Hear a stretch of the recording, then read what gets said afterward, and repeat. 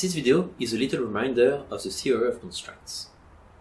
The person in the picture is Elio Goldratt, the founder of the theory of constraints and author of the book The Goal. Here is a one-page summary of the theory of constraints, an approach that starts from the idea that work can be distributed equitably in an organization, be it a factory, a hospital, or other systems. Yet, we think we can, especially through the budget exercise, where executives are saying, I'm putting 12 people there because it's the right number.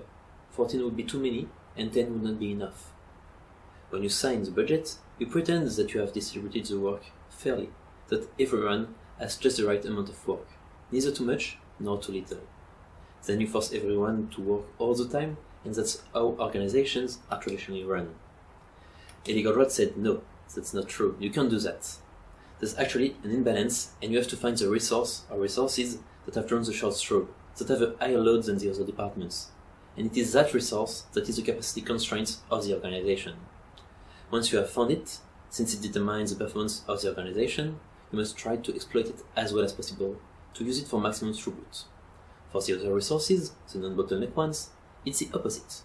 It's a little more complicated and counterintuitive, because they don't have to work all the time.